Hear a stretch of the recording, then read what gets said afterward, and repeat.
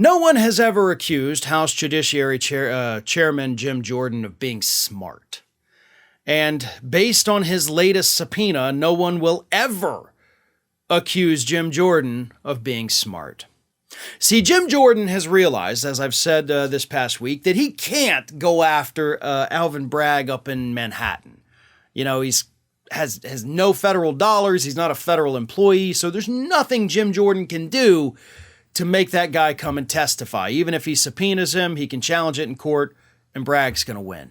But Jim Jordan, he thinks he's smart. He's like, well, what if I get somebody that doesn't work for you, Alvin Bragg?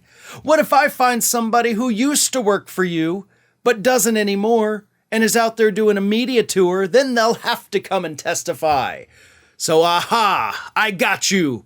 And I'm sending a subpoena, which Jim Jordan did late last week, to Mark Pomerantz, the former prosecutor who famously resigned from Alvin Bragg's team last year because he was so frustrated that Bragg was not moving forward with indictments against Donald Trump for financial crimes. So yes, doesn't that seem like the smartest person for Jim Jordan to bring in to Congress to testify about what happened at that office?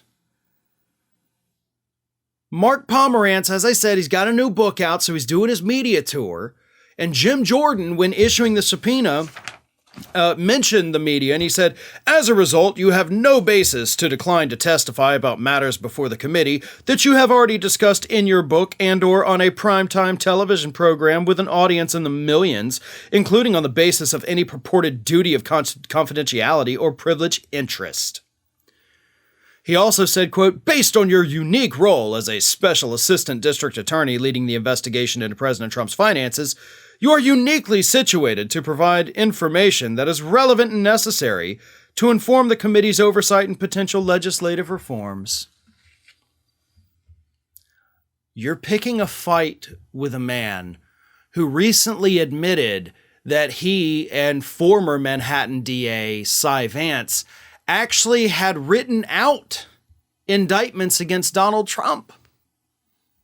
And you, Jim Jordan, loyal Trump supporter, think it's a smart idea to bring this man into Congress and have him testify under oath about those crimes that Donald Trump allegedly committed in New York and was almost indicted for. Why is that smart? Can anyone out there at all explain to me why this makes sense? Like, Jim, are you trying to convince the public that Donald Trump is a horrible criminal that should be locked behind bars forever? Because that's what Pomerantz is going to say. Like, Pomerantz is not going to say the things that you think he is. Like, oh, the office is dysfunctional. Sometimes we don't wear pants. Like, I don't know what you want him to say. But I can promise you whatever it is you want him to say, he ain't going to say it. And instead, he's going to say some pretty horrible and damning things about your guy, Trump. And that's going to be in the congressional record at that point. So I hope, even though you're in the letter like, you can't refuse this subpoena, I don't think Pomerantz wants to refuse it.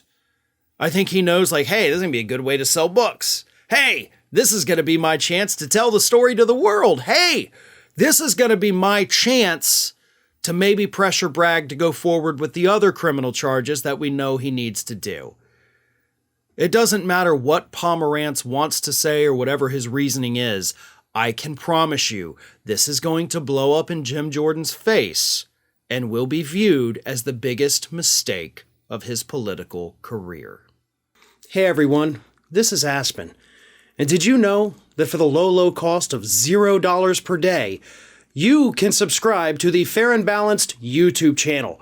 We also encourage you to like, comment, and share. But again, click that subscribe button and help Aspen not be so grumpy.